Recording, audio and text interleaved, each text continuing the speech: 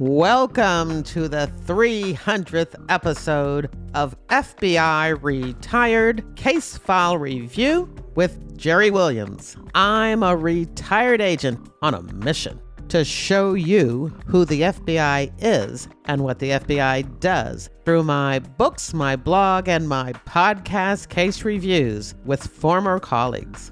Today, in this exclusive, epic 300th episode, celebrating a mega milestone in my personal podcasting career, we get to speak to FBI Director Christopher Wray, best-selling author and National Academy graduate Isabella Maldonado, and retired agent and TV producer Anne Beagan. I want to thank you for listening to my 300 episodes featuring interviews with the case agents of the FBI's most major investigations, as well as fascinating but not as well-known FBI cases. I selected today's guest to reflect your reasons for listening to and following FBI Retired Case File Review over the last nearly 8 years since the launch of the show on January 23rd, 2016.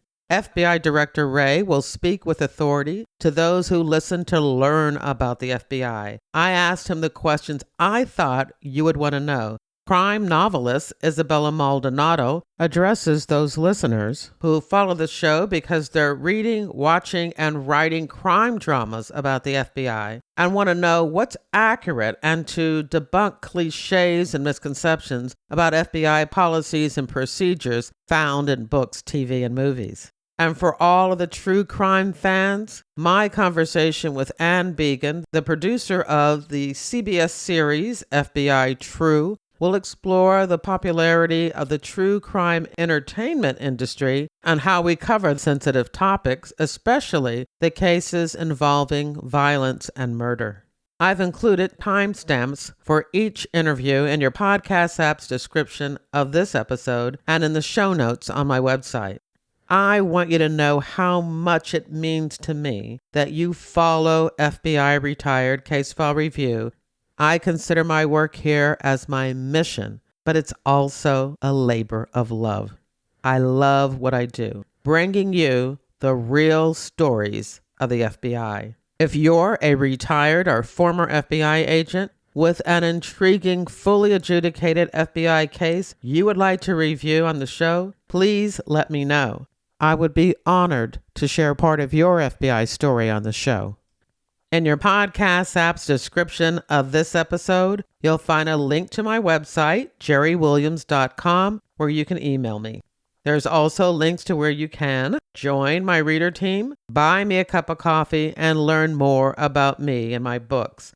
Actually, since finding potential readers is the reason I started this podcast, if you want to show me your love for putting out 300 plus episodes, please consider buying my 2 crime novels, Pay to Play and Greedy Givers, available wherever books are sold as ebooks, paperbacks, and audiobooks from Audible and Spotify. Thank you for your support. Now here's the show. I want to welcome my guest, FBI Director Christopher Wray. Director Wray, thank you for accepting my invitation to the 300th episode of FBI Retired Case File Review. Well, it's great to be here with you, Jerry. I think the last time I saw you, you were getting an award at the G-Man Honors Dinner, so I'm really glad to be here with you on your milestone episode here.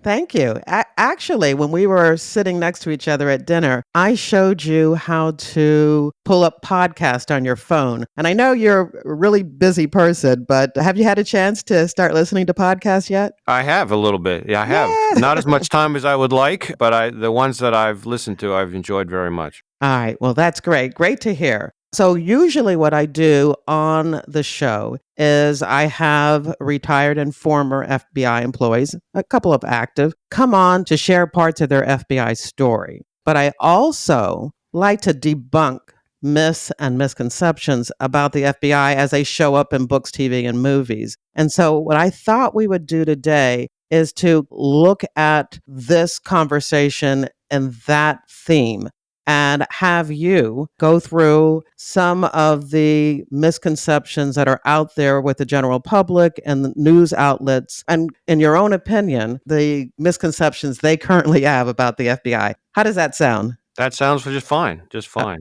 Okay, great. And I have a list of questions. Usually I just have a kind of conversation and let the guest talk and kind of run the show. But I have a list of questions because I want to be wise about my time here with you. And so my first question is about FBI cliches. And I've always thought that the FBI is the world's premier law enforcement agency. But there are critics out there who think that's a cliche. And they're saying that the American people have lost faith in the FBI and that the FBI brand is not what it once was. So I'd love to hear your thoughts about that.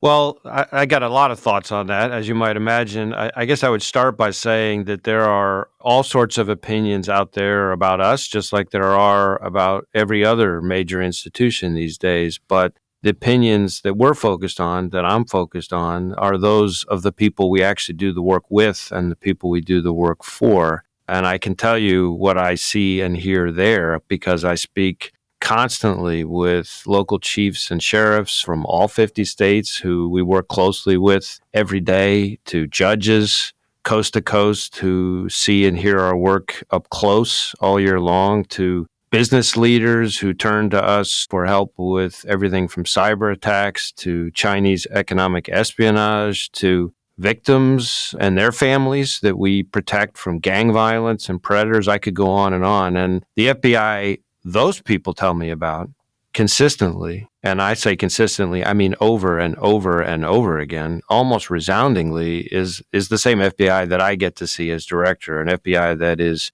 respected, appreciated, trusted, and that's there for them when they need us most, and that they describe, and again, I mean over and over again, as better than ever. And better than ever, by the way, is a quote that I hear constantly. Those are exact words. Those are the folks that we're focused on, not on chasing favor with armchair quarterbacks on social media or political pundits. I look at things like how our recruiting is going. We have thousands of Americans applying in droves to devote their lives, their careers to working at the FBI. And I think sometimes, Jerry, people are surprised when I let them know this, but our recruiting has actually gone up dramatically since I started, hitting levels higher than in about a decade, at a time when law enforcement, as a lot of your listeners may know in general, and to a certain extent, even the military, has struggled with recruiting. And we're talking about young men and women, Americans in their 20s and 30s, many of them from the military or law enforcement, about 50% of them with advanced degrees, no less, in a strong job market. So these are folks who got a whole lot of other choices. Well, why is that? Why do you think that even though we're hearing some critics talk bad about the FBI, why is it that we have all of these young people still interested in joining? Because I think young people in America see past the noise and the chatter and are attracted to our mission and are attracted to the quality and character of the people who work at the FBI. And I see that not just with those young men and women, but I see that with all those chiefs and sheriffs around the country who keep entrusting their outstanding officers to serve on our task forces, now up to more than 6,000 state, local, tribal law enforcement officers from something like 1,800 different departments and agencies, and they're sending their folks to be on our task forces, and it's sure as heck not because they don't have enough work to do in their home departments. And I think it's inspiring and frankly humbling to have their trust and their partnership. And so I think ultimately, when people talk about brand and reputation, I think the reason the FBI has been such a central and enduring part of American society for 115 years is precisely because we say focus not on the noise, but on the work and the people we do the work with and the people we do the work for.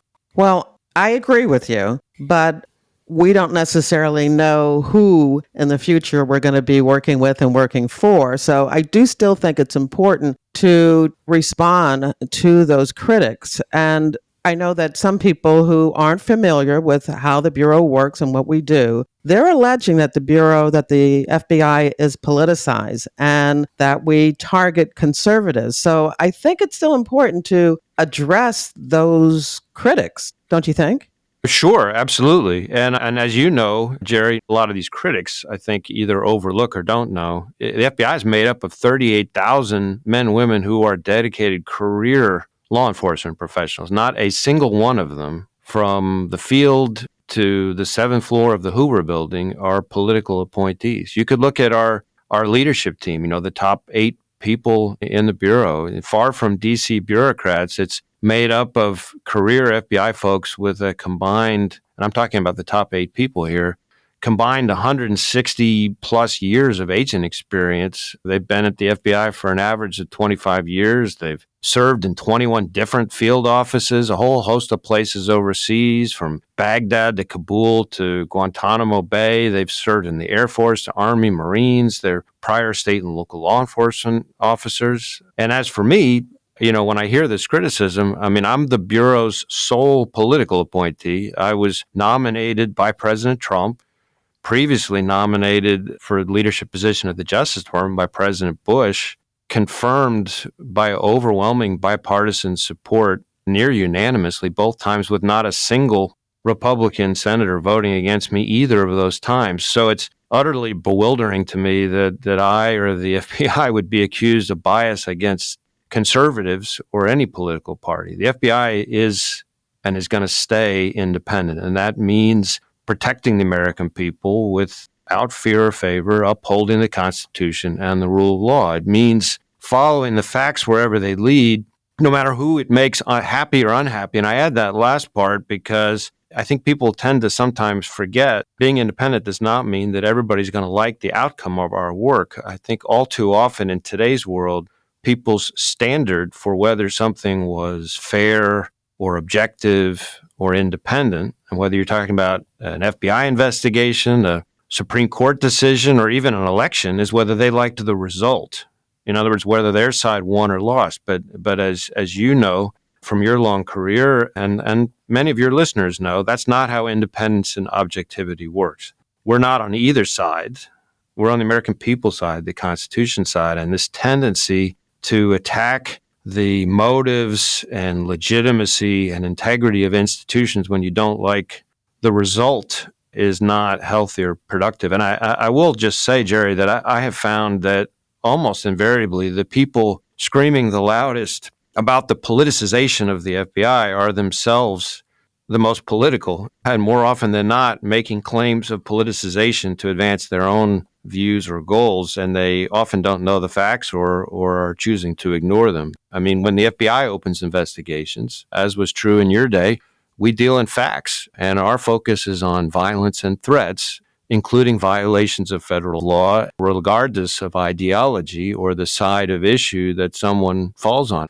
Just take one example, although there are lots of them. You could take something like abortion-related violence. You might never know this from the media, but while we have lots of ongoing investigations into abortion-related violence, in fact, since the leak of the Dobbs draft Supreme Court decision last year, more than 70% of our abortion-related cases involve violence or threats against pro-life victims. And I find people are often surprised to hear that, but that is interesting. Yeah.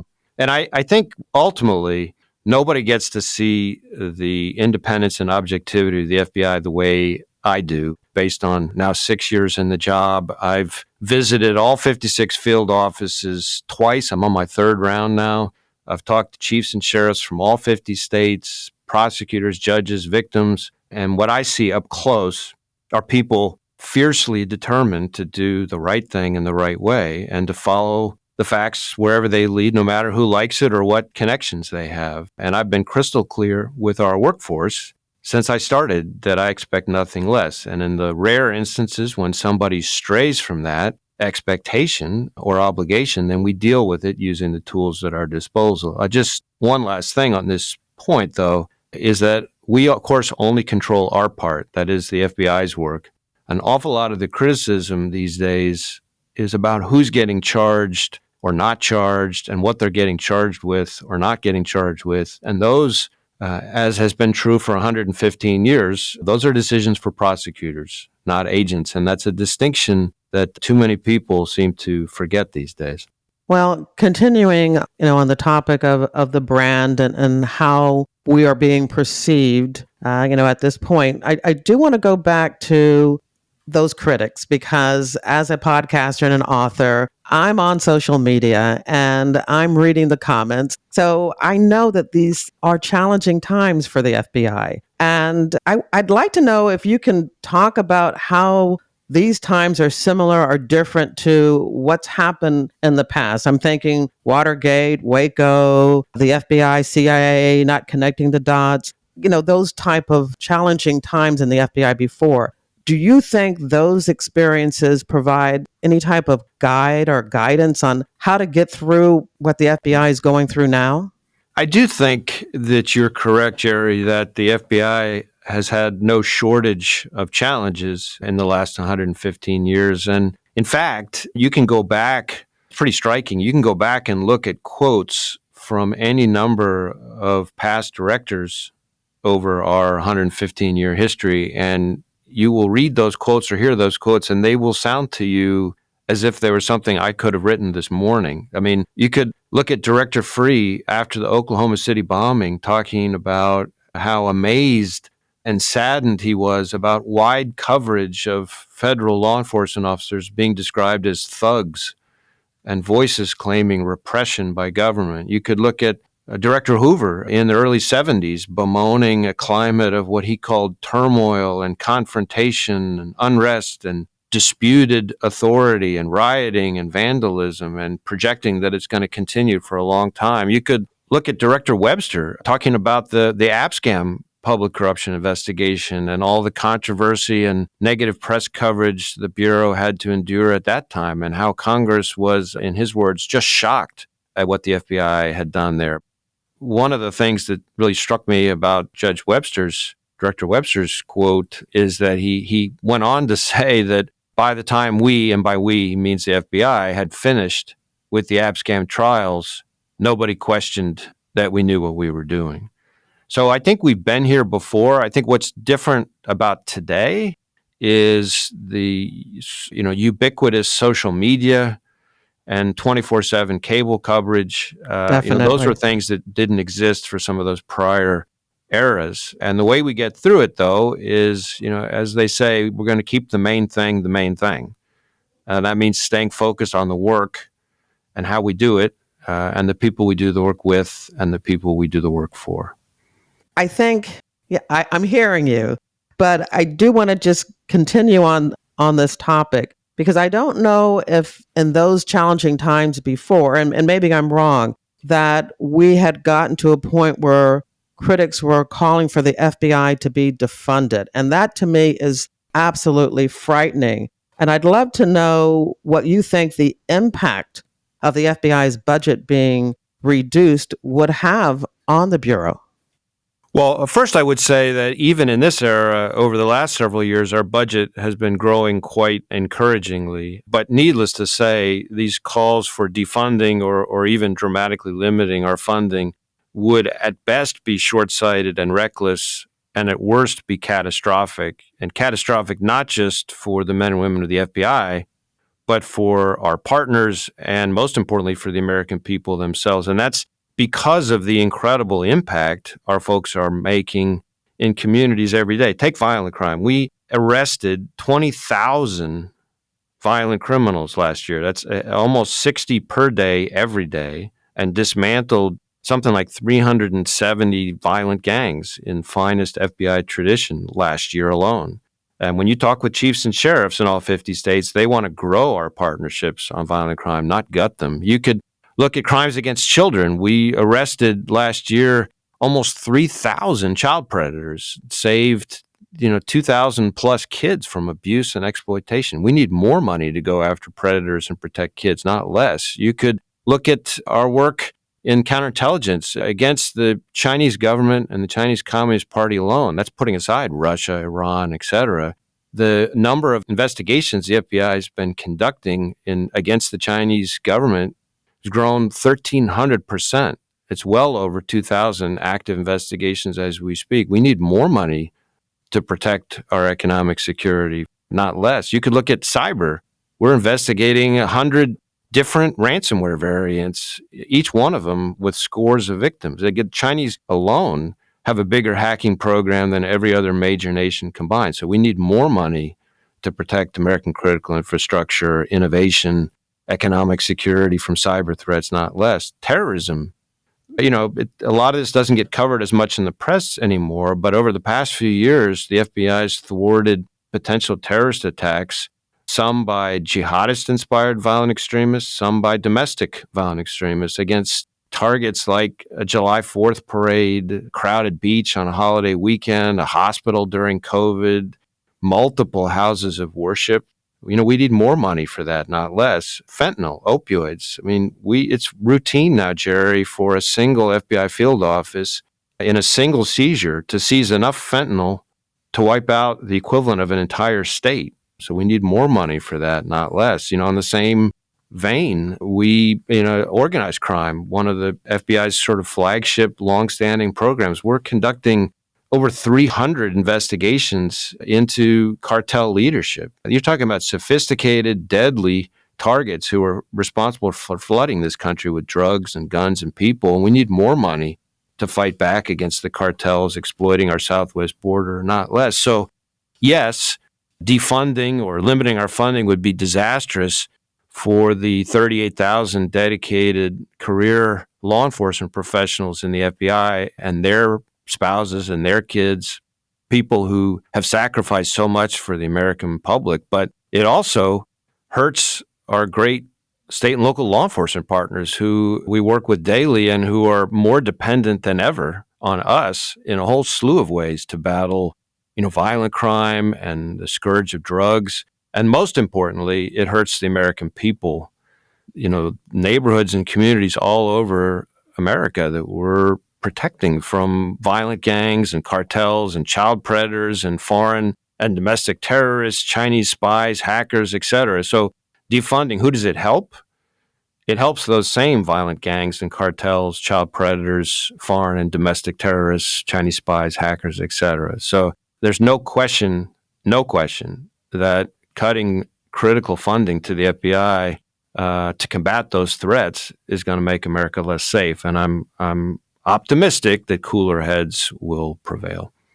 Well, I hope so too. I definitely hope so too, because I have seen the FBI's mission grow, and I've been doing this kind of work for almost 8 years now. I am out there promoting the FBI and very proud of what we're doing. But I do, and I keep going back to this, but I know that you've opened up cases where there have been threats against the FBI and against FBI employees. And when I read about those things and I read about what the critics have to say, I guess I should stop reading those comments. But when I read that stuff, I do think about the active employees. And so I want to know, how's the morale in the Bureau? What do you say to the FBI, active FBI employees in the wake of this almost constant attacks on the agency?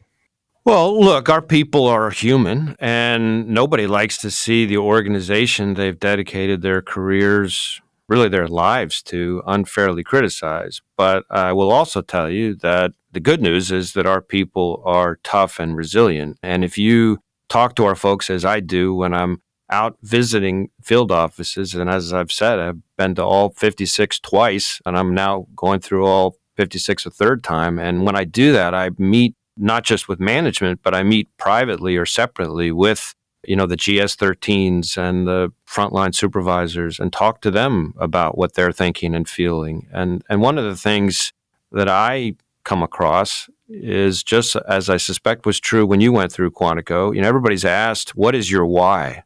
In effect, why have you dedicated your career and your life to this? And not a single one of them has as their why winning over talking heads on social media or getting praised by politicians. Good point. It's all because of the mission and the people they get to do the mission with. And in that vein, as I've said, what we hear over and over again is that we're doing better than ever. And that's why our recruiting is up so significantly, and people want to work for the FBI in droves. But just to punctuate that last point a second, because I just had a graduation recently, every graduation, and I haven't missed a single graduation in 6 years, has something that I think is particularly special, which is when an FBI family member, that is a current FBI employee or maybe a retired FBI agent, has the privilege of presenting the badge and credentials to a graduating family member who's joining our ranks.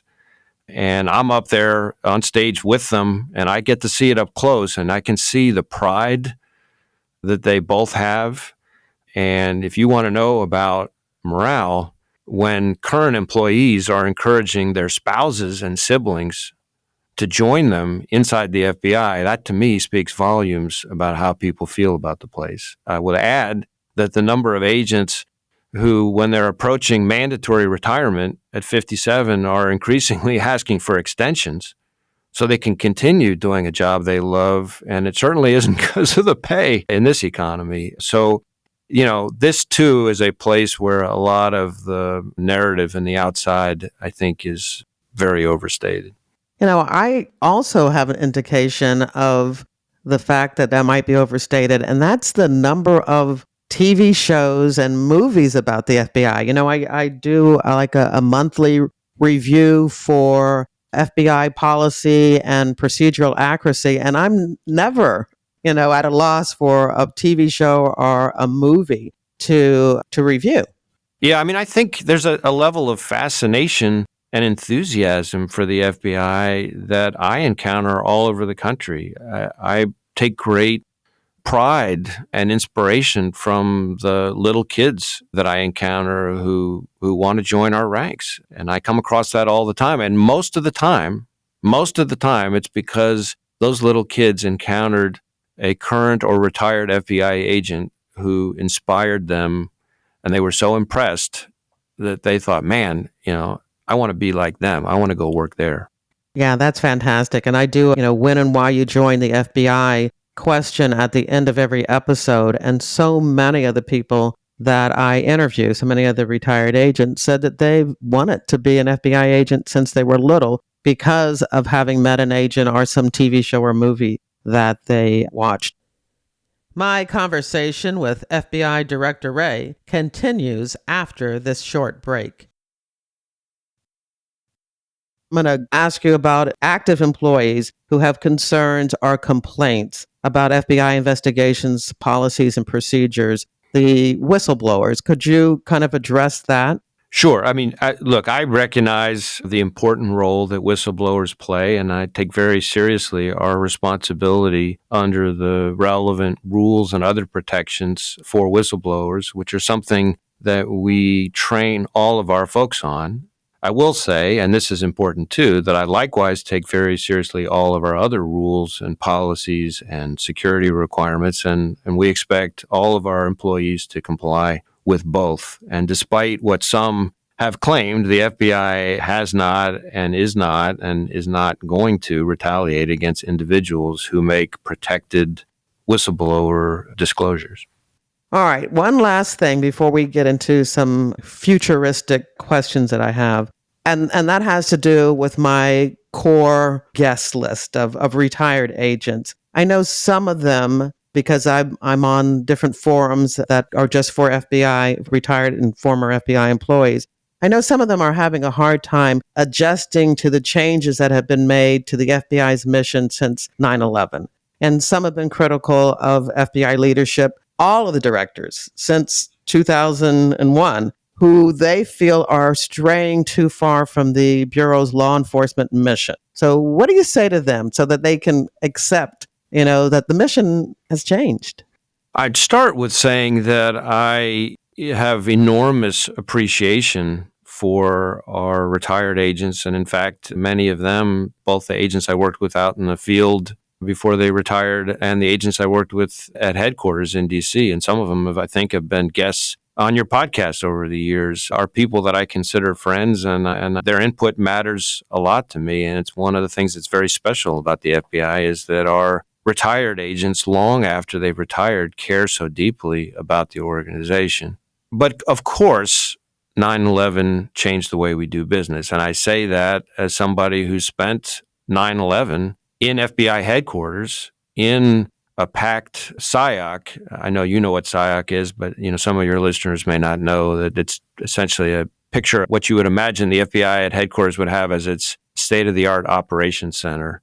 But I spent most of that day and night and many of the days that followed in that very space when the attack occurred. And in the years that followed, I spent meaningful time with the families of the 3,000 victims killed on that day. And I think we owe it to those families to do everything in our power to prevent something like that from ever happening again. I should add that it's not just something that happened to us 22 years ago. It's still happening to us, not just because the memories of those victims live on, but because more people now have died of 9/11 related illnesses than were lost on September 11th of 2001. And sadly, that matches our FBI experience. We lost, of course, 2 members of our FBI family on 9/11 itself. But since that day, we've lost more than 20 to 9/11 related illnesses, including 3 who passed away from 9/11 related cancers just this year. And I've had the honor of attending their funerals, meeting with their families,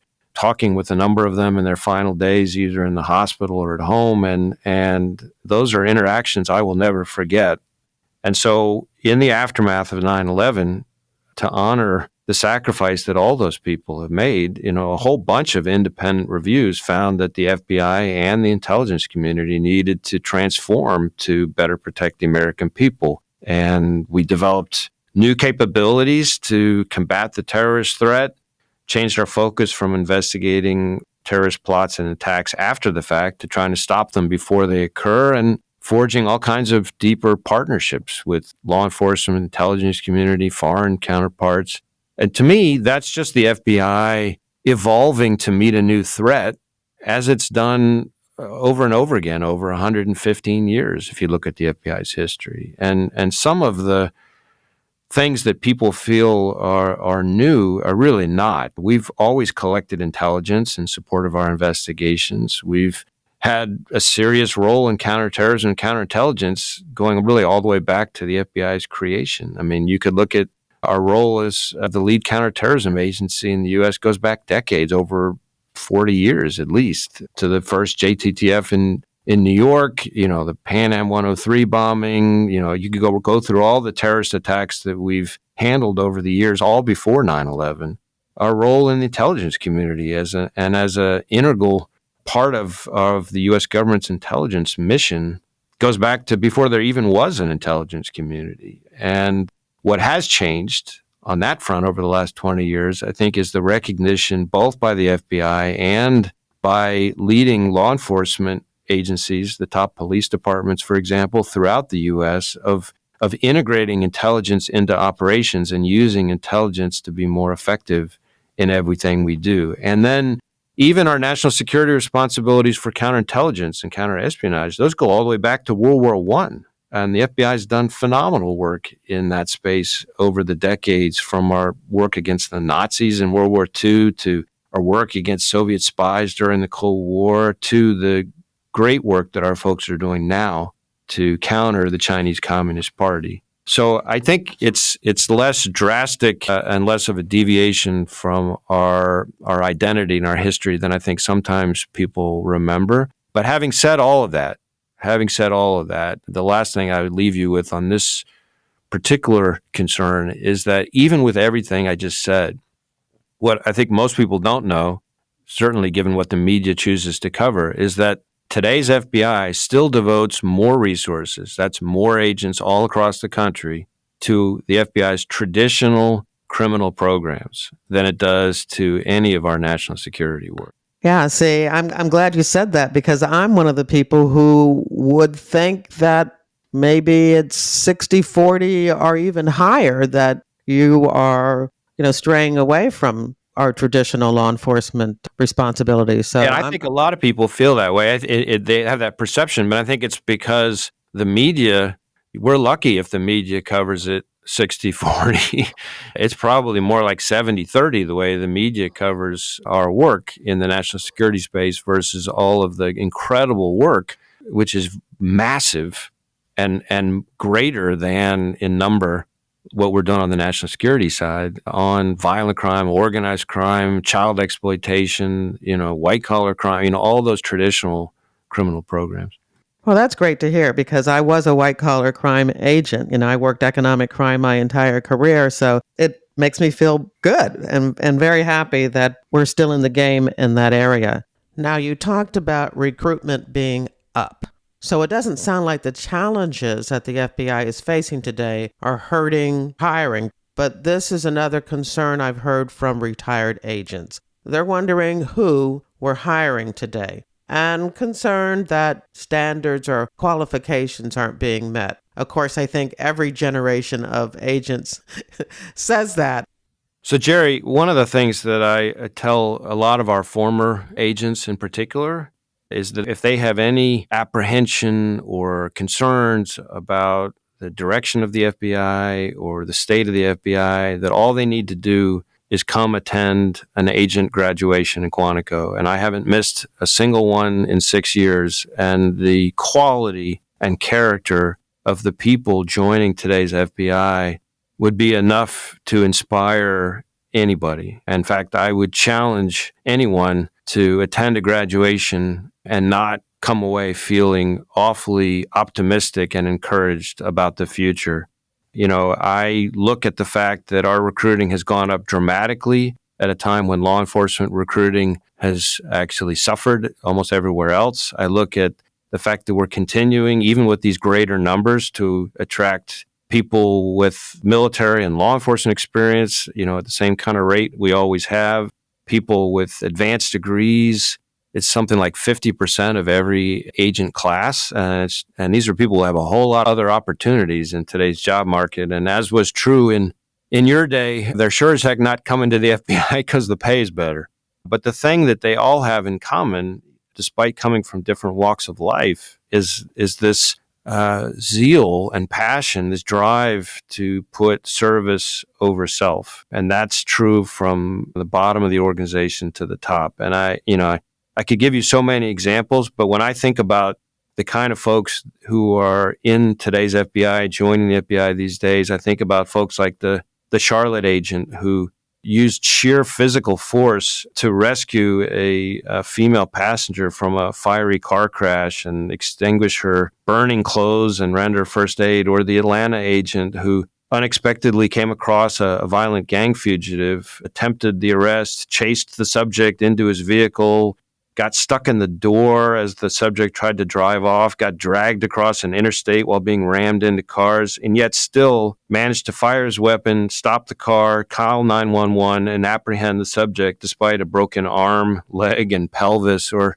the Chicago agent who, in looking for a fugitive in a farmhouse in rural Illinois, was shot badly in his dominant hand, and not only survived, but retrained himself to shoot left-handed, requalified for SWAT left-handed, and mentor other injured agents both at the FBI and elsewhere. Or the Portland agent who, off for a morning run, comes across a mentally ill woman down in the train tracks and climbs down in the train tracks. And while she's scrambling around and trying to bite him and everything else, and basically manages to wrestle, in effect, the woman out of the way of an oncoming train. Or the Portland Special Agent bomb tech who was injured with shrapnel in his leg from a booby trap while searching a subject's residence, on a Friday, and he's right back at work on Monday.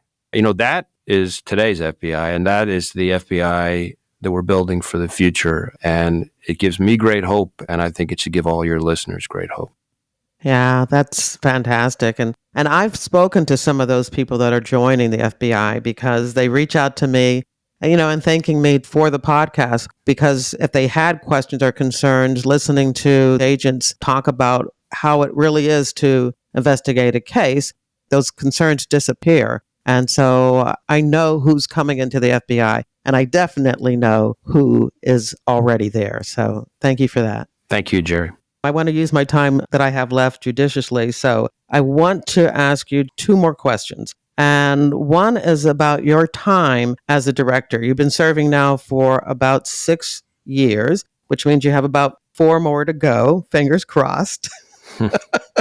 But what do you say are some of the high points of your tenure? And what do you hope to accomplish for the remainder of your term?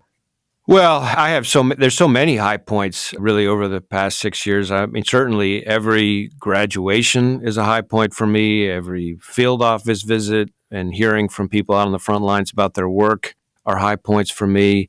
I think to me, the things that move me the most are seeing up close the impact that our folks have where we're changing people's lives forever. Just to give a quick example that I think gives you a flavor of it, I think about, a 4-year investigation that we had in one of our field offices in the Midwest, where I think it was Cleveland, where, a mom reached out to the office because her little girl, maybe 5 or 6 years old, wanted her mom to call the FBI field office and say thank you, because for months that little girl had been so afraid of all the gang violence in her neighborhood that she was afraid to sleep on top of her bed, so she slept under her bed.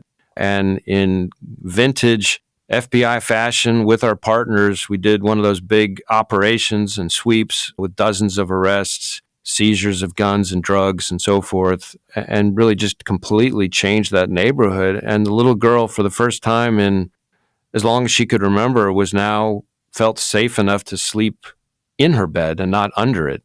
That stuff, that's the why.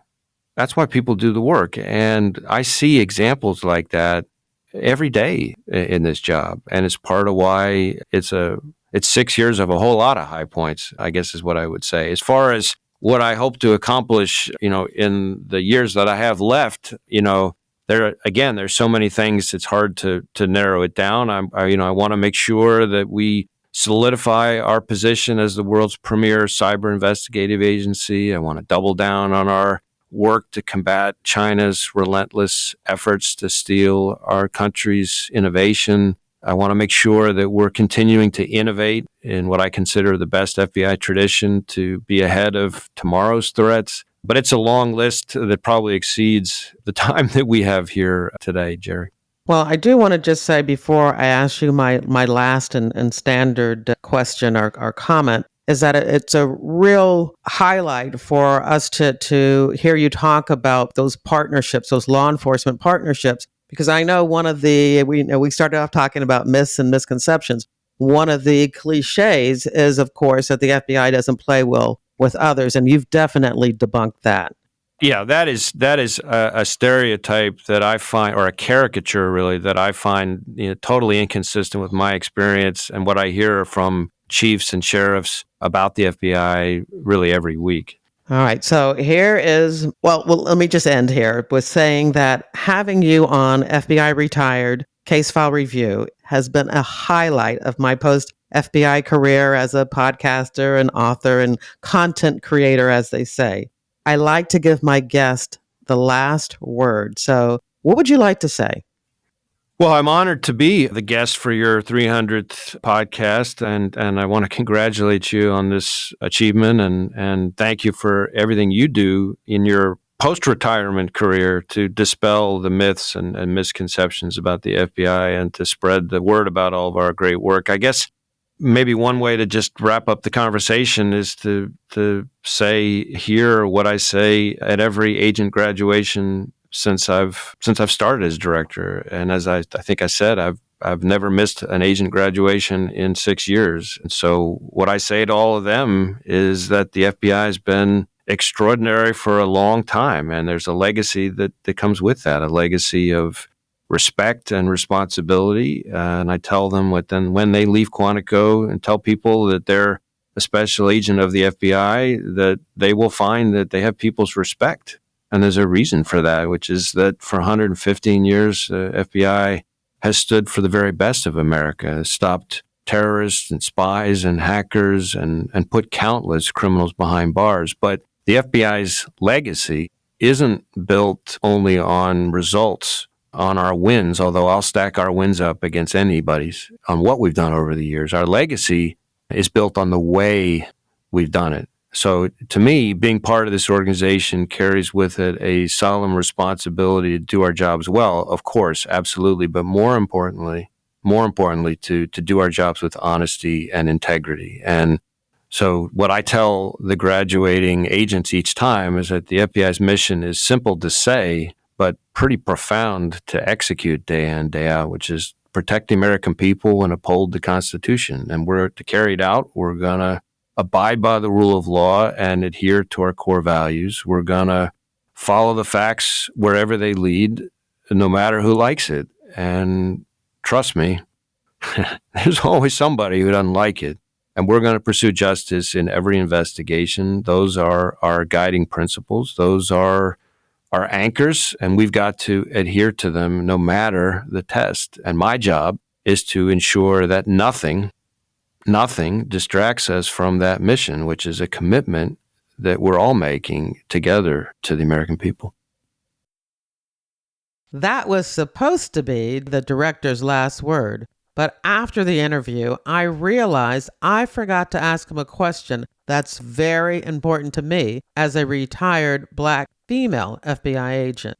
I wanted him to address why the numbers are still low for minority hiring. The percentages of Black agents has been hovering around 5% for decades.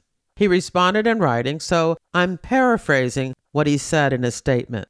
He said, "My vision is an FBI in which our workforce looks like America, and we represent the communities we serve in identities, races, backgrounds, abilities, cultures, beliefs, and any other aspects of life that our communities find important. We have made progress in diversity, equity, inclusion, and accessibility in the Bureau, but we recognize we need to do more. This is why I made building a high-performing, diverse, and inclusive workforce one of my 3 director's priority initiatives. I think we're headed to a point where everyone in the Bureau and in the FBI family, including our former employees, who are often our best ambassadors, will view diversity as their responsibility and a priority for all to own. That's because we recognize that being more diverse and inclusive makes us better. It gives us credibility in the communities we serve, and it's the right thing to do." Now, that's the end of the interview.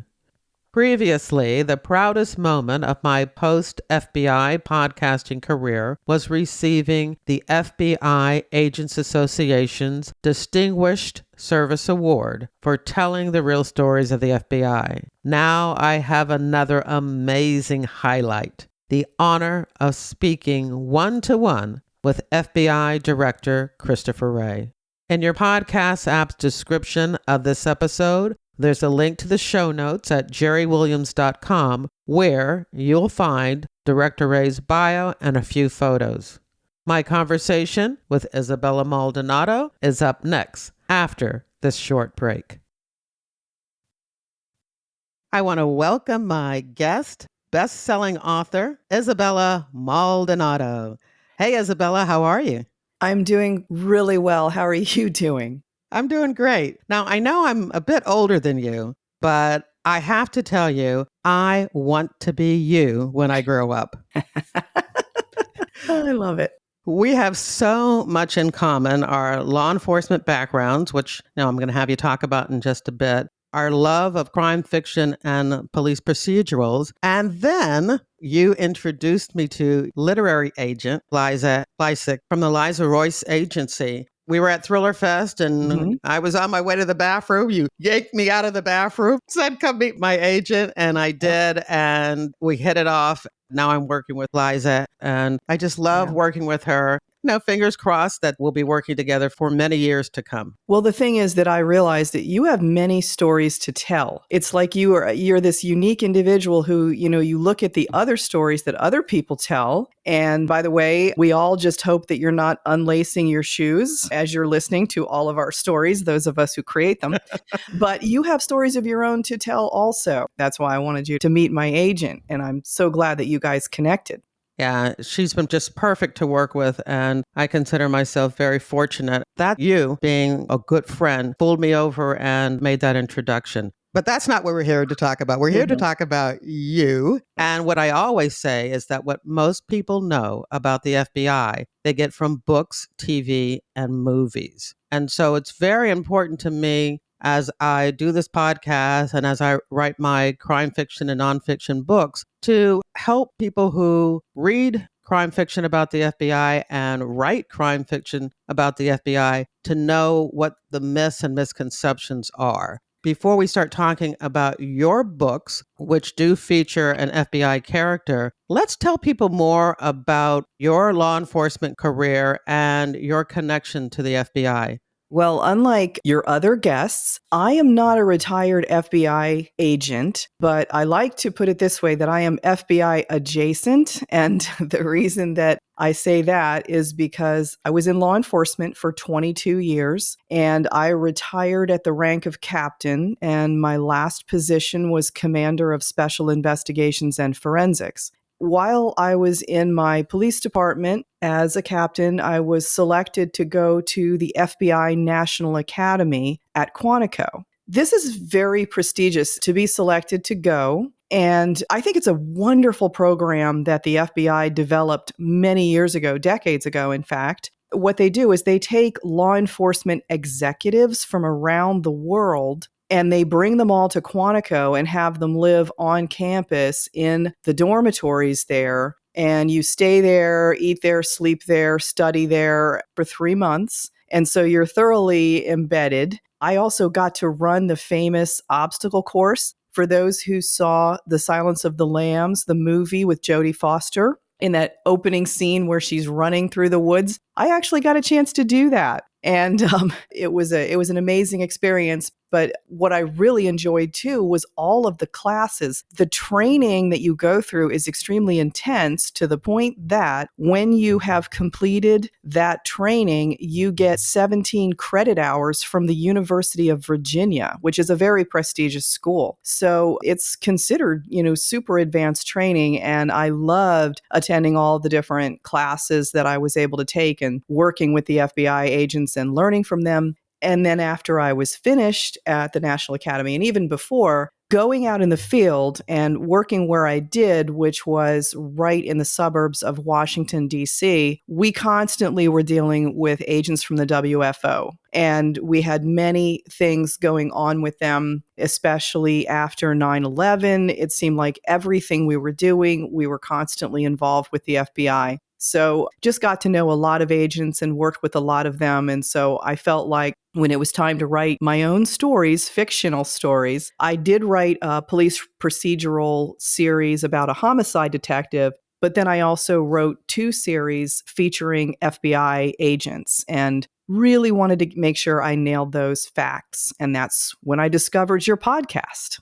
Well, we don't want to go too quickly over your book series. The first series that you were talking about was Veranda Cruz, and she is a Phoenix police detective. Mm-hmm. And then you switched from her after writing 3 books in that series Mm-hmm. to Danny Vega, who was a special agent with the FBI. Is that right? Well, actually, the very next series was Nina Guerrera. I should know that because that was the Cypher series, and then Danny Vega is the new series, Right. which I have the book right here behind me, which was unbelievable. Somebody described it as an FBI version of the Squid Games, Yeah. and it certainly is. I couldn't imagine how you were going to write a book where all of the main action occurred underground and what would you call it?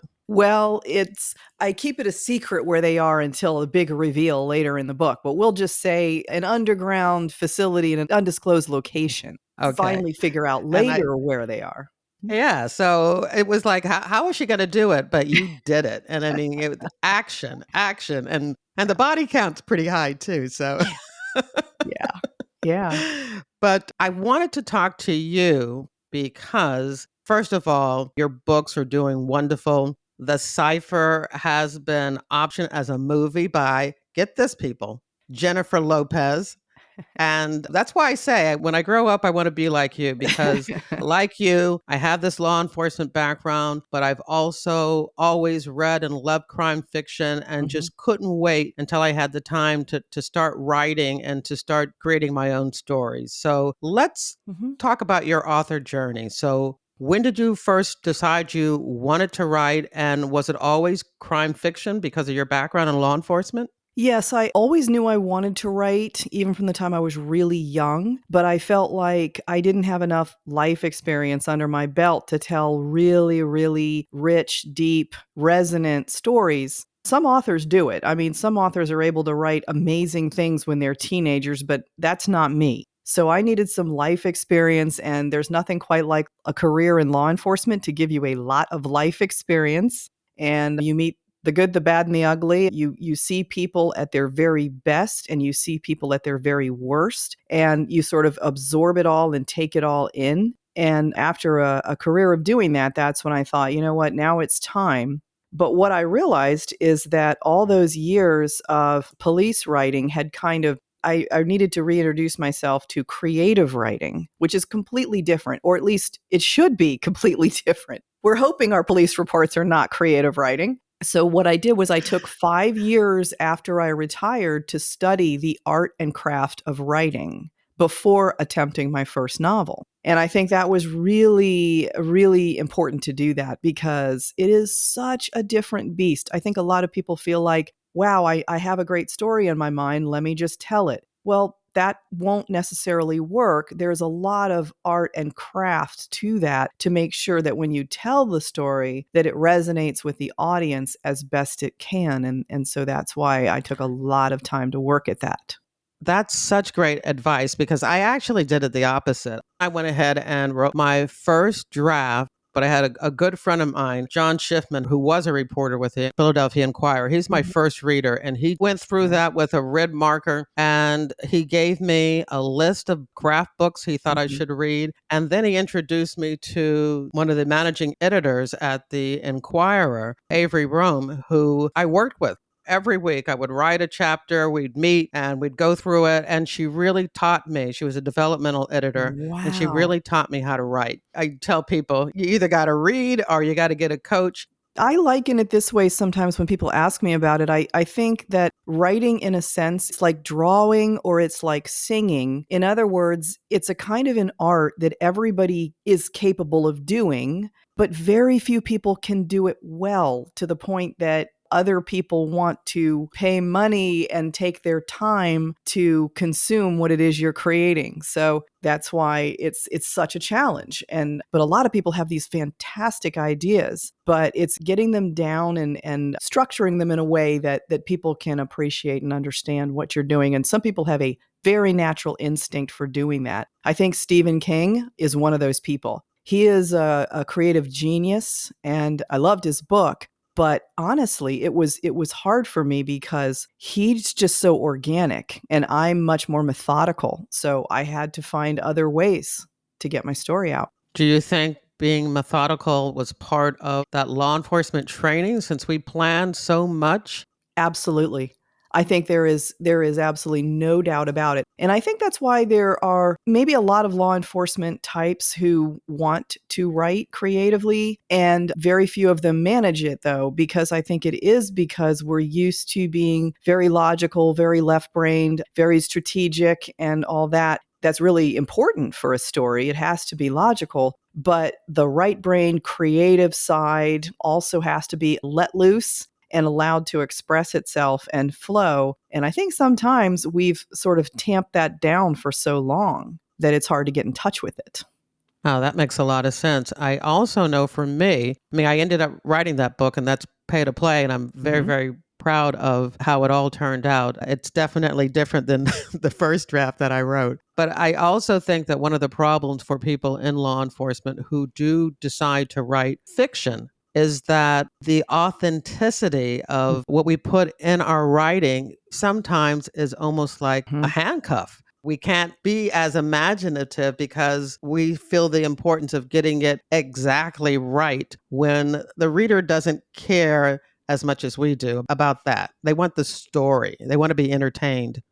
I agree. And it took me a while to be able to sort of let go of that because it is the same thing. I mean, you think about, your average TV show as an example, or a movie or a book you read where, either an FBI agent or a police detective or somebody gets involved in a shooting, for example, even if they don't actually hit anyone, but they're just shooting their gun. We know in law enforcement that triggers a huge amount of investigation. In reality, they take the officer's gun, they're going to do ballistic analysis, they're going to interview the officer. If anyone is killed, the officer will be sidelined for a month and, while they do all this investigation. And frankly, that will slow down the pace of your novel beyond belief. So, you can't write that accurately. You can't. So my challenge is, and I know that there are a lot of law enforcement types that read my books, and I know they're going to call me on it all the time. So the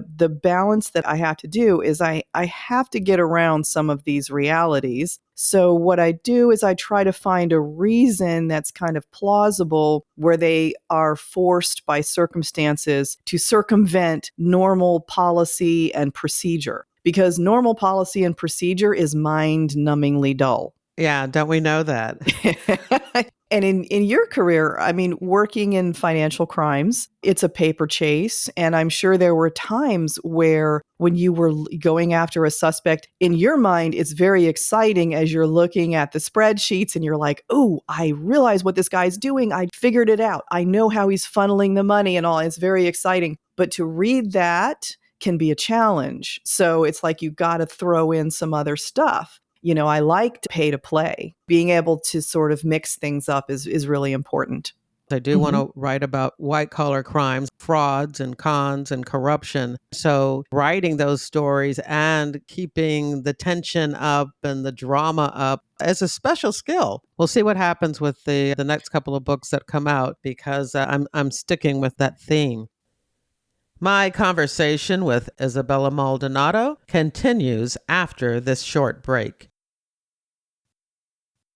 So for you, I know because we've had these conversations and, we've talked about particular episodes that you may want to listen to. You've even talked to a few Yes. retired agents. Why is that important to you? Because, I mean, you're a fiction writer. You could just make it all up, and just base it on the FBI adjacent hmm experience that you have. But you seem to really want to go that extra step. Could we talk about that? Yes, absolutely. And that was why I just loved your podcast when I found it, and I was so excited about it. I think it's really, really important. But the reason why it's important to me, and part of it is because, I mean, people have asked me, well, hey, you have the chops to write true crime. Why don't you write true crime? Because you could do it and the detectives would all talk to you and everything because they know you're not going to burn them and whatever, and they would open up. And that's true. But at this point, I mean, I guess I'm not going to say I'll never do it, but at this point, I really prefer writing crime fiction. And the reason is because after so many years of seeing the true senselessness of real crime, I want to write things so that they turn out the way they should instead of the way they do. And as part of that, doing the research is really important to me to give it that level of authenticity. People see my bio, they know that I have experience. And then there's also a lot of people that don't see my bio, they just read the book. And I love it when they say, it feels authentic and this kind of thing. I'm like, I'm glad. But doing the research is really important to put the reader deeply into the story. And I think that that's one of the reasons the books have sold so well is because the reader doesn't have to stop and think, wait a minute, that doesn't make any sense. Why would this happen? They aren't distracted by that because it just sort of flows, that part of the narrative, and then they can just focus on the unraveling of the story. And the last reason is because when you're asking a reader to go on a journey with you that you know is a fictional flight of fancy, one way to get them to do it is to ground them in reality first. And in particular, A Killer's Game. It's unlike anything I've ever written before. And frankly, I didn't know how people were going to respond because it really is an extremely creative story. I had to really It is use my so good. I have to interrupt you to say it Yeah. is so good. Since I know you, I kept reading it thinking like, how did she do this? It's a thrilling ride. It's a wild sort of leap of imagination. In order to do that, though, I'm thinking if I'm going to ask people to go on this wild of a trip with me, I need to begin the story where everything is very much like it would actually happen. And so in this particular story, I had this character, Agent Daniela Vega. I have her working out of the JTTF in New York City, which is actually the largest JTTF in the country. And it's right there in the middle of Lower Manhattan. The story begins there, and you have her right there, and she's very grounded with everything just as it would be. And I made sure I went to New York City. And I actually went down the path that she went down when she was doing a foot chase.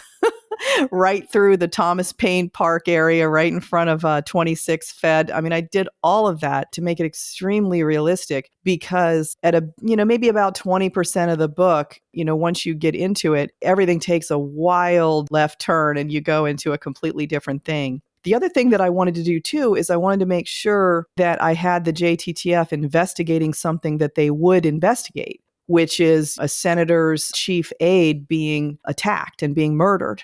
And in such a way that there may be hints that there's some international issues going on and that sort of thing. I wanted to put it firmly in their crosshairs before everything just takes a wild turn. Yeah, I think that's probably the biggest thing that I see when I'm reading a book that has an FBI theme or plot is the fact that the FBI is investigating this particular crime doesn't make any sense. There is no jurisdiction. So from the very beginning of the book, I'm having problems getting into the story because it's like, why is the FBI even there? But being FBI adjacent, you definitely know how to make sure that part is very solid in the beginning of all of your books. And that is actually a big pet peeve of mine.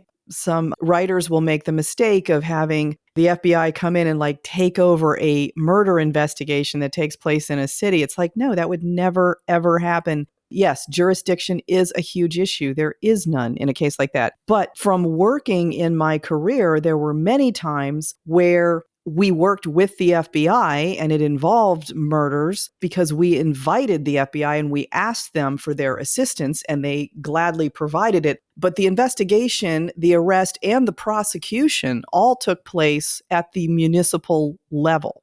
So unless the murder is a federal crime or takes place on federal land, it's not an FBI investigation. People do get that wrong for whatever reason. And actually another thing too is I do make sure I interview FBI agents for every single book that I write. And it was funny because the book that I was writing there, and I always put them in the acknowledgments if they want to. But the person I was interviewing for that one had been in the JTTF in New York City, and I was interviewing her. And it was funny because that was one of the comments that she made when I was talking to her was she's like, oh, there's no jurisdiction. I'm like, don't worry, I've got that all figured out, and it will be a joint investigation. And, there will be a New York City homicide detective right there too. And plus there's the senator and all the international aspect of it too. I think she really appreciated the fact that I already knew that. She didn't have to explain it to me, but she was unbelievably helpful in helping me to get accurate, even little details like I was asking her, where on earth do you guys park your cars? In New York City, there's no parking. What do? You have a car with a gun in it. Where are you going to park it? And so she had to explain that stuff to me. It's different when you're in law enforcement. So it's nice.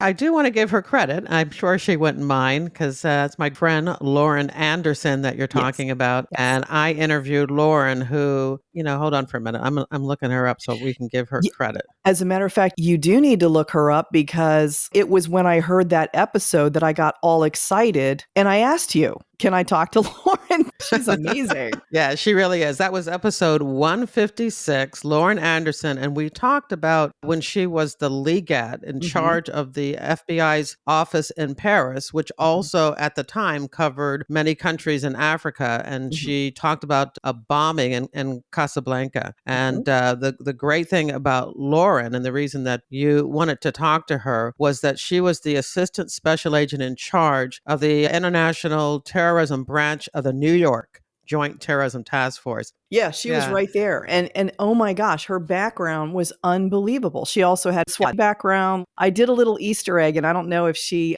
knows it or not, but as a little nod to her. Well, first I did mention her in the acknowledgments, but as a little Easter egg in the book, I did mention that one of the bad guys had like an apartment in Monaco, and that the legat in Paris was going to go and have a look at the apartment. And I thought that was kind of fun because I talked to Lauren about that, and she's like, yeah, that's how you would do that. So I threw that in there just for her because of that connection. And that's really cool because we're not talking about talking to a retired agent and taking their story, but just getting some realness to your story. Maybe Mhm. they can tell you something in their particular career that inspires you to come up with something in your own story. Oh, yeah. So, one of the many things I admire about you is that you really take the time to do your research and get it right. Yeah, like I said, it is the details. And no, I didn't use any of her stories at all, but I made sure I got careful information about her because we do it differently. Like in law enforcement, we do have detectives who work undercover. The FBI obviously has agents that work undercover, and it's done differently. It's a completely different kind of program. So I did ask her because I wanted to have an agent go undercover in this book, and I talked to her about that. I don't divulge trade secrets, but certainly talking about how hard it is to do that and the extra work. The FBI has to take a great deal of trouble and care when they send an agent undercover. It's a major undertaking. And that's another story featured on your podcast that I loved. It was the guy that was posing as a mobster. Oh gosh, what is his name? It was an absolutely fascinating episode of FBI Retired Case File Review. I think he was Latino, but he was posing as an Italian mobster. You're talking about, yeah, Jack That's it. Garcia. Yes, yes, that's him. Oh my gosh. I listened to that episode like 3 times because I was so fascinated with him talking about what it's like because I knew I was going to be sending someone undercover, and just to get that kind of vibe of, when the FBI sends someone undercover, how do they do it? What's it like? What are their restrictions? What are the constraints? How do they work and whatever? Such a learning experience. And then another one, when I was writing The Cipher, and The Cipher is the one that they're going to make a movie out of, starring J-Lo. And that one really took off, and it's been selling worldwide. As a matter of fact, it's now in 24 languages all over the world, that book, The Cipher. But for that one, that was the FBI hunting a serial killer. So that was completely different. And for that one, I listened to your podcast about the BAU and about how they would sort of do that kind of thing where they were interviewing people who were in the prison system who had been caught and talked to them about what they do. One of the guys that you interviewed actually wrote a book, and then I went ahead and you have all of their books on your website. And I went ahead and found his book and bought it and read it. And I mean, that was the level of research that I wanted to do for that story, because that's totally different. That's a different kind of thing. The Jack Garcia episode was 255. And then when it comes to the BAU, there's Mhm. like a drop down menu at the footer of Yep. my website where you can just look up BAU and get all of the episodes that involved retired agents who work for the behavioral analysis Mhm. unit. I also wanted to note how casually you mentioned the cipher, the one that is going to be made into a movie by J-Lo. Yeah. I just want you to know how excited I am for you. People, I'm telling you, Isabella Maldonado is the real deal. And I'm just lucky to call her a friend. Aw, I appreciate it, but a lot of it is from, again, doing the research and putting it out there. And it really surprised me writing the characters that I write and the stories that I write that people all over the world would resonate. And that was another thing too. So with The Cipher, that was my big breakout novel. And with that one, I thought, well, I want to write a character who is Latina, becomes an FBI agent, and ends up, running into this really complicated case with a serial killer. And I had no idea that people all over the world would relate to her. And, to find people, an audience, a readership in countries as far flung as China and Brazil and France and all these different countries, Czech Republic, it surprised me the level of engagement from people all over the world. And I think it's about writing characters that are compelling and putting them in a story that is very compelling, and then doing the research to get your FBI facts straight. And another thing I wanted to do is when I was at the FBI National Academy, one of the classes that I took there was taught by agents who had been in the BAU. And that was one of the reasons why I wanted to do that kind of story as well and feature that. And what really got me is this. And I hope that when people listen to your podcast, they can get a true sense of this. I'll never forget when we were in the classroom at Quantico, the agents would lay out the cases for us. And because we're all law enforcement executives, so we're experienced law enforcers from all over the world, so they're not holding anything back. These are all cases that have already led to convictions, so they can share everything. And they shared all this evidence with us, including, photographs and recordings. And I'll never forget one of the agents in particular, he was nearing retirement, but he talked about all the years he spent in the BAU. And he talked about the way it weighs on your heart and it weighs on your soul, because he made this point. He said, when you're investigating a serial killer,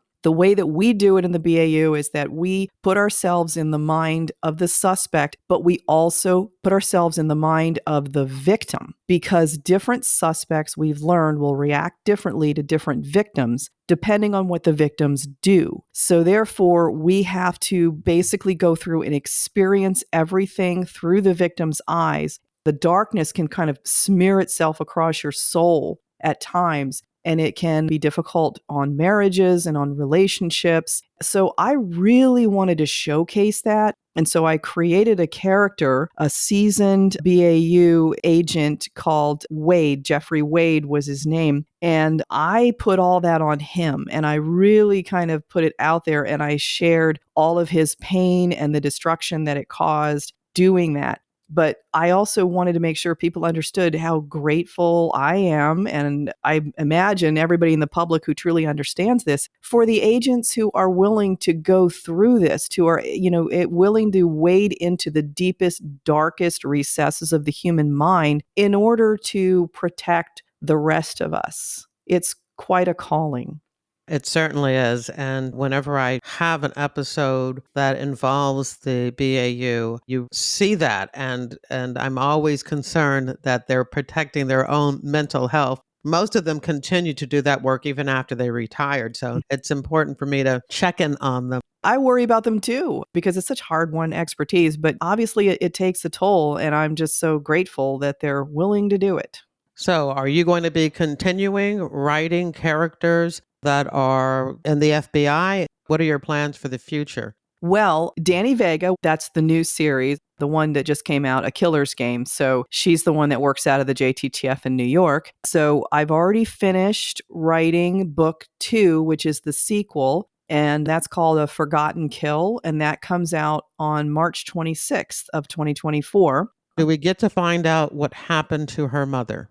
Yeah. Okay. Yeah, you do. Thank you. At the end, I really wanted to know.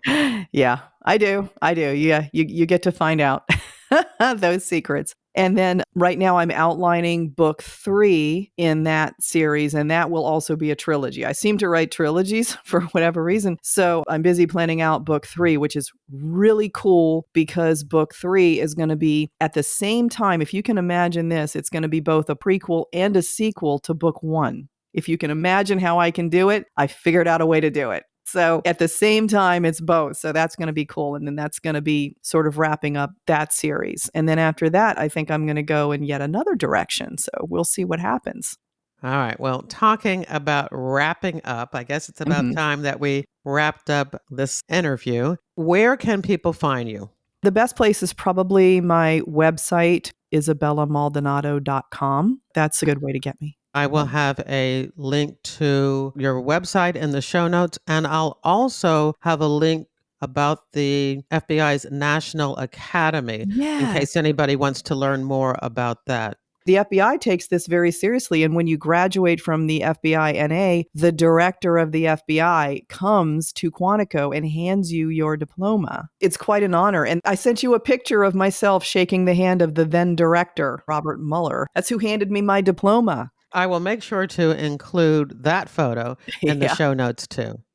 So we've come to the part of the interview where I like to give my guest the last word. So what would you like to say?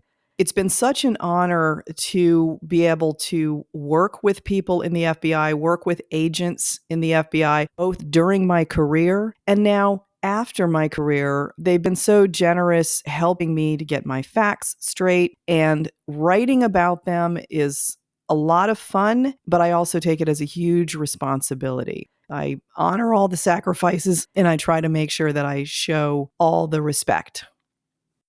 And that's the end of my interview with Isabella. In your podcast app's description of this episode, there's a link to the show notes at jerrywilliams.com where you'll find Isabella's bio, photos of her, and links to where you can purchase her books and learn more about the FBI National Academy. My conversation with retired agent Anne Beagan is up next after this short break. I want to welcome my guest, retired agent and TV producer, Anne Beagan. Hey, Anne, how are you? Hi, Jerry. I'm great. Thank you for having me. Well, I had to have you for my special 300th episode because if I was going to have anyone on to talk about the FBI and true crime, you are my number one pick. Thank you. I'm honored, truly. Well, it's been, I guess, 3 years now that you have taken the unscripted world by storm with your series, FBI True, which was first just on Paramount Plus, which I don't get. I could only watch your show when I was at a hotel or at a friend's house. And now it is on CBS. Yes, primetime CBS. And we're very excited for the show to reach a much wider global audience. To your point, there's so many choices now, and a lot of people don't have various streaming services. So the shift from Paramount Plus to CBS, I think, will be a really positive thing for the show and the outreach. Well, I am so glad that started in October and that we are all now able to check out the show. But before we talk in detail about the show and how all of that started, I would like to talk about just true crime and how the entertainment genre exploded. Oh, it has exploded. And part of that, I think, is because there are so many platforms and so many places that you can go to consume the content. So it's become more competitive. And I think everyone wants to get in the true crime game. And why do you think people are so interested? I mean, nobody wants to be a victim of crime, but they certainly, including me, because, you know, I'm in the true crime industry. We are just fascinated by the stories of crime. What is that about? Do you have any idea? Have you thought about it? I have.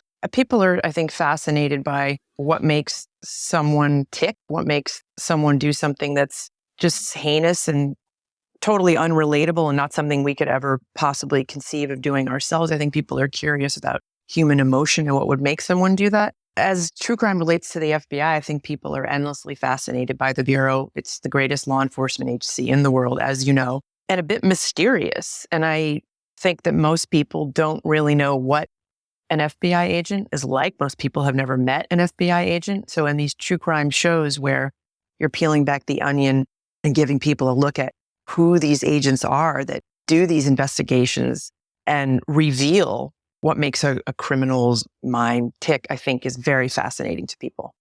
I think so too. And there always seems to be a show that's available. I mean, in the past, we've had FBI Files that was very, very popular. We had the FBI Untold Stories. And now you've brought us FBI True. What would you say is the difference between what you're doing now and those previous shows that I just mentioned? Well, there are many differences, Jerry. I think the initial, very obvious difference is that they're 30-minute episodes, with the exception of a few stories that are more protracted and they've become 1-hour episodes. So we get right to the meat of the story. There's no filler, there's no bloat. I like to say there's no appetizer with our show. We just throw you the entree, and it's the best entree you've ever had. So we throw you right into the story, what's going on, what the agents experienced.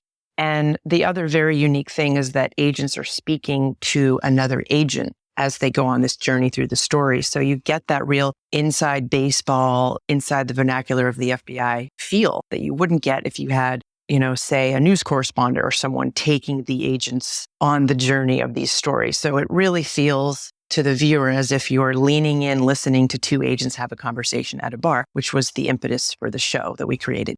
Yeah, I really like that format. And as you know, that's what I use on FBI Retired Case File Review.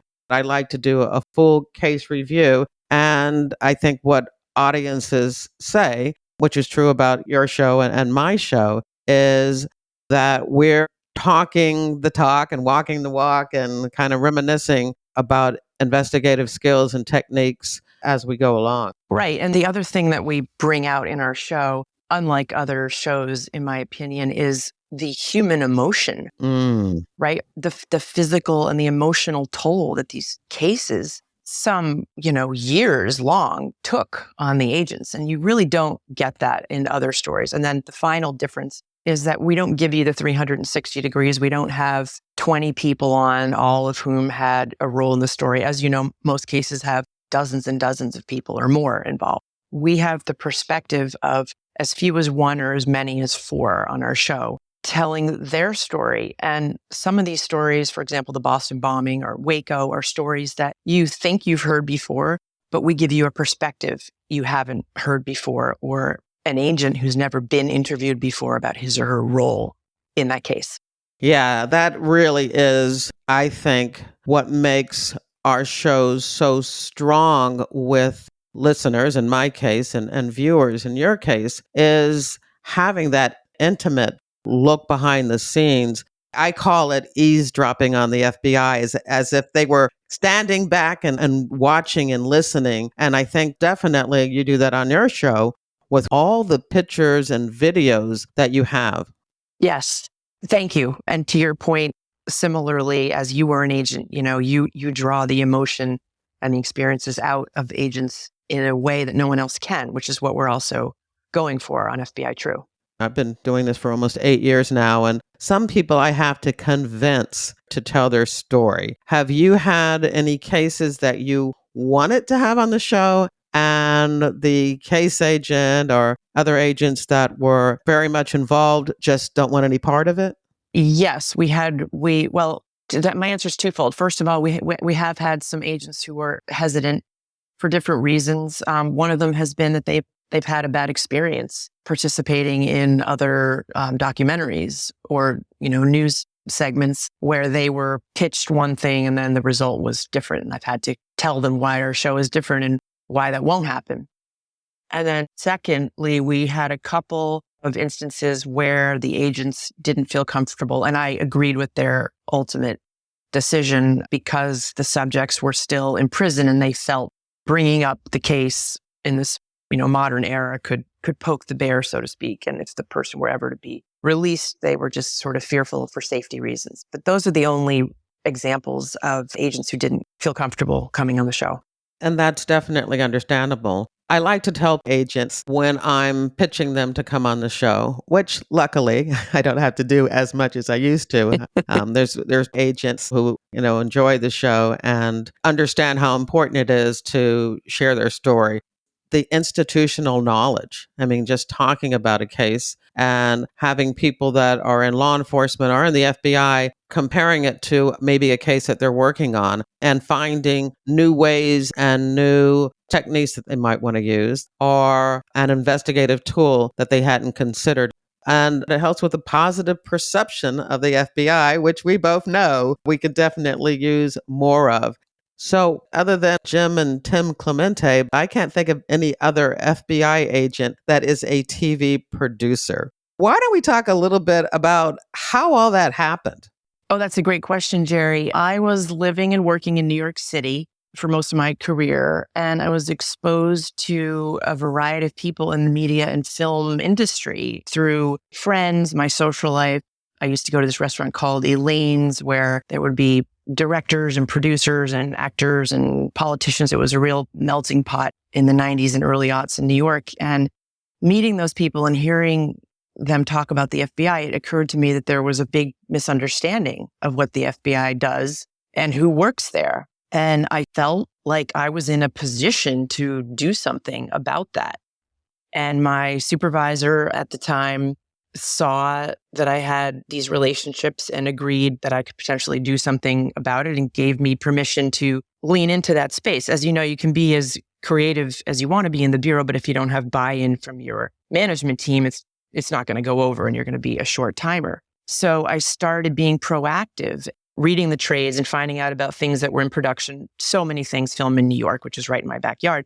And I started becoming more involved and the word got out and I started helping productions be more authentic about the stories they were telling about the FBI. And it really just grew from there. And then in 2015, I was working on the 7th floor in the Office of Public Affairs, as you know, at that very high level under the assistant director. And I realized that there was no good network show about the Bureau. And that was shocking to me. It was the FBI and there was no network show. And Dick Wolf had been a very good friend of mine for many, many years back in New York. So who's more prolific in the scripted network space than him, right? So I reached out to him with this idea of a scripted show, joining forces. And we had a meeting in Director Comey's office, which was a real pinch me now moment. As you know, most people who work for the director, even on that floor, have never been inside that office. And it was truly a memorable experience that we had. And we talked about joining forces and making a show about the FBI. And I remember the director saying he wanted to make a show that would make every 12-year-old boy and girl want to be in the FBI the way the Ephraim Zimbalist Jr. FBI story did for him when he was a kid. So we sold the show to CBS and I spent 6 months with Craig Turk, my co-creator of FBI True, helping to lift the lid of the New York field office so that he could, get the lay of the land to create a show. And it aired in the fall of 2017. And that fueled my confidence to know that I could really even more fully lean into this space. So I transferred to the LA office and I retired a year later and started a production company to bring these ideas of stories that I knew about and characters that were my friends and people that I was, seeing and interacting with to bring these stories to light. Because as you know, the FBI does incredible things day in and day out. They keep us safe and they put bad people away. And then they rinse and repeat and they do it all over. And you don't read about a lot of what goes on. But in the position that I had in the press office, I was privy to so much that I saw, there's really some incredible stories that need to be told here. So that was kind of what started me on this journey. Well, I had similar background being in Philadelphia and being the media rep and working, directly with the National Press Office and the Office of Public Affairs Investigative Publicity Unit. But I created a podcast. You created a production company. I swung for the fence, Jerry. Look, I was in New York at the time, as I mentioned, and I knew that there was this calling and I knew they had a transfer party for me, but everyone knew it was really a retirement party, that I was never coming back to New York. And in the speech, I just said, this is like stepping off a cliff. But I've always felt if you don't go to the very edge of the cliff, you're never really going to see the view. And if I don't try this, if I don't go to LA where the industry is, I'll never know what could have happened. And it was very risky. I mean, my entire life, my family, my foundation, my roots, my friends, my home, everything was on the East Coast, 22 years in that field office. And I risked everything with, the hope that the risk would pay off. And it did. And I was fortunate. And I was fortunate that I had, a lot of relationships from the job that I had in the press office in New York, that were based in LA. And they were my friends and supporters and cheerleaders. And I definitely couldn't have done it without that team on the sidelines, the people in the bureau and the friends in the industry as well. Well, Dick Wolf took your suggestion and blew it up on Tuesday nights on CBS. He did. Yes, and it's been great for the Bureau. It's now a franchise, and one of the most exceptional things that came out of that experience was that I have this relationship with Craig Turk, the original writer of that show and co-creator of that show, who is just one of the most talented people in this town. And he's my partner along with Sean Efron and Susan Zirinsky on FBI True. And it's been the greatest joy of my life. I mean, other than being in the FBI and being an agent in the FBI, this is the next best thing for me. Well, what else do you have planned? FBI True is an unscripted true crime show, but do you have plans for crime fiction, any type of a scripted series? I do. I have half a dozen things very far along in development. I will say that the writer's strike, didn't help. Everything has been frozen since May, but now they're back on track. Nothing is in a place where I can talk about it yet. I do have a feature film set up at a major studio that an Academy Award nominated writer wrote the script for, and 3 TV series that are, I hope, ready to be announced in the not too distant future. So yes, and they are rooted in this space. They are inspired by real cases, real people, real events, and they're all undeniable. As you know, these stories are more exciting, I think, than anything a writer could make up. That sounds absolutely fascinating. I've had a little taste of Hollywood from my home office, so I'm available if you if you need a technical consultant, hook a girl up. Oh, 100%. And I did read about that. Yeah. And congratulations. So yeah, you can appreciate that everything was impacted by this writer's strike. And I'm glad it's over. And now we can get back to business and get back to telling these undeniable stories. Well, I never talk about politics on my show, and I definitely stay away from partisan topics. And, I think that's why FBI Director Wray agreed to come on the show. But I have to ask a question. With what we're hearing, the challenges and the way people are supposedly feeling about the FBI, why is it still so popular when it comes to the entertainment media? Because I can't turn around without seeing a new FBI show or FBI book or FBI movie coming out. Well, I personally think, first of all, the FBI is endlessly fascinating to people. As I said, it's the greatest law enforcement agency in the world. And no other agency has the mission or the breadth and depth that the Bureau has. And I think that J. Edgar Hoover built a brand, right? He was a master at understanding the relationship between Hollywood and the FBI. And he built a brand that we're still lucky enough to have to this day. And I think it's our mission to get the brand back where it was and to keep it there, because people want to believe in good, first of all, and the good prevails. And I think it's never been more important for people to be reintroduced to who the FBI is and what the FBI does.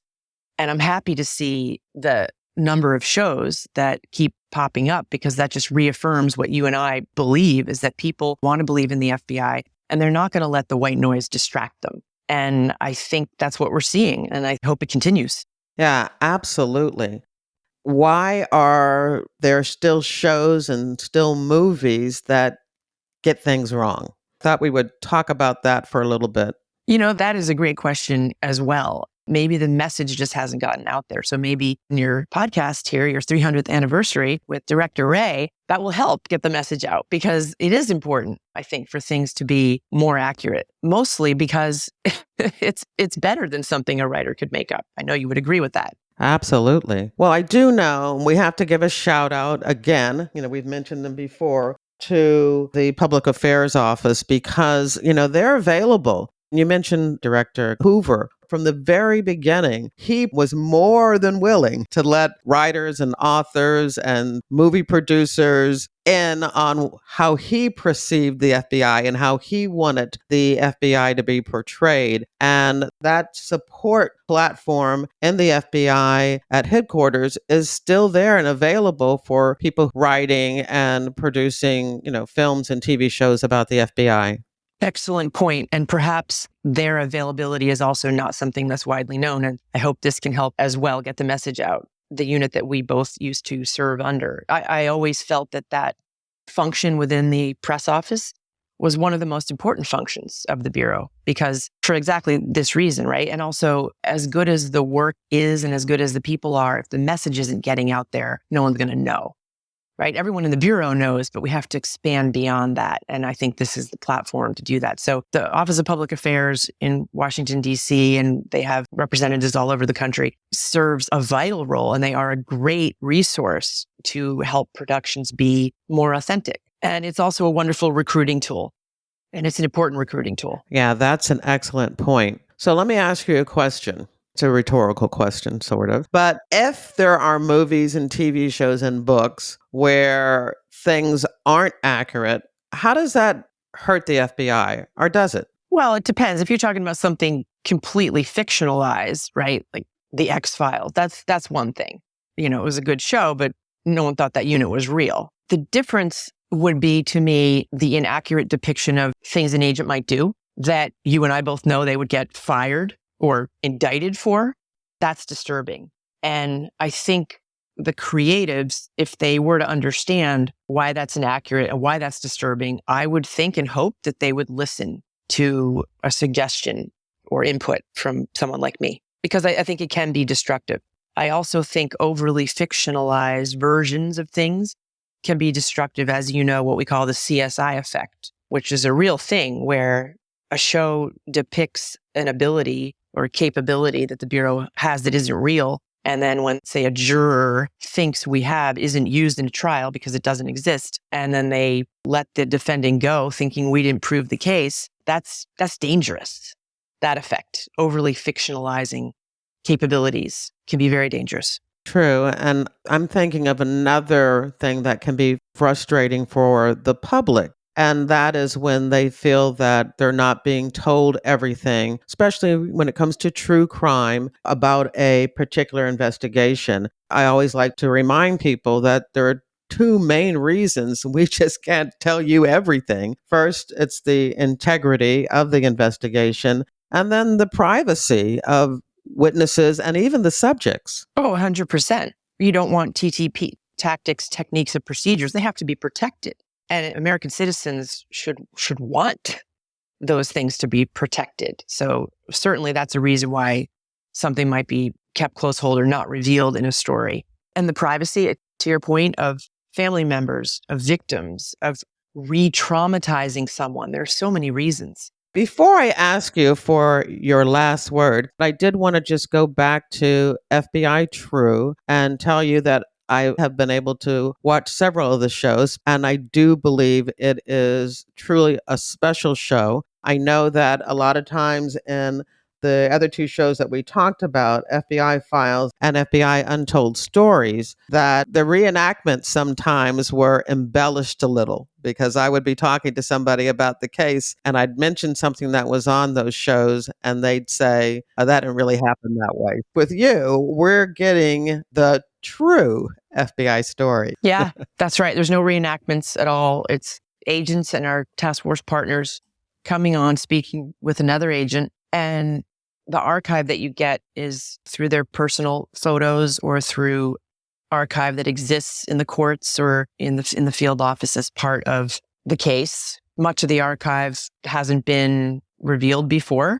Some of it we were able to find using the direction of the agent that came on the show, knowing, that actually came out in discovery, and we'll call a defense attorney who's happy to share it. So there's no reenactments. It's just the real agents, the real stories, and the real archive to support it. Another opportunity to eavesdrop on the FBI. Well, we're definitely going to keep in touch, and I look forward to seeing what else you produce and knowing that it has your seal of approval on it.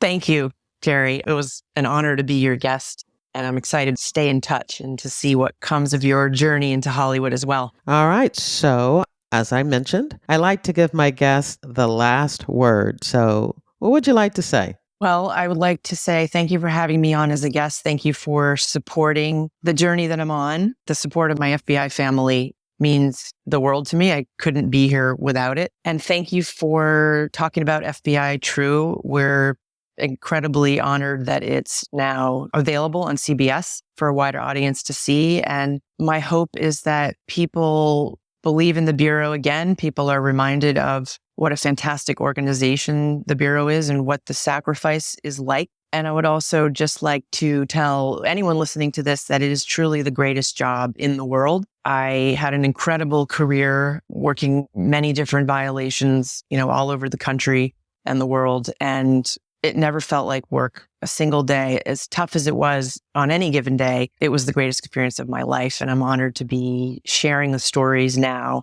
in this Act 2 that I'm on producing in Hollywood. And that's the end of the interview. In your podcast app's description of this episode, there's a link to the show notes at jerrywilliams.com, where you'll find Anne's bio, photos of her, and links to where you can learn more about her production company and TV series FBI True. I hope you enjoyed listening to this epic 300th episode and that you'll share it with your friends, family, and associates. You can show me just how much you liked it by buying me a coffee. There's a link in your podcast app's description of this episode, or you can visit jerrywilliams.com and tap on the little coffee cup icon in the bottom right-hand corner of my website. Don't forget to follow FBI Retired Case File Review on your favorite podcast app. Now, this podcast is all about true crime, but if you're also interested in crime fiction, once a month via my reader team email, I keep you up to date on the FBI and books, TV, and movies. When you join my reader team, you get access to my FBI reading resource, a colorful list of more than 70 books about the FBI written by FBI agents who have been guests on this podcast. There's nonfiction, crime fiction, true crime, and memoirs. You'll also get my FBI reality checklist, where I debunk 20 cliches about the FBI and receive news about what I'm up to and about my FBI nonfiction and crime fiction books. I want to thank you for listening to the very end. I hope you come back for another episode of FBI Retired Case File Review with Jerry Williams. Thank you.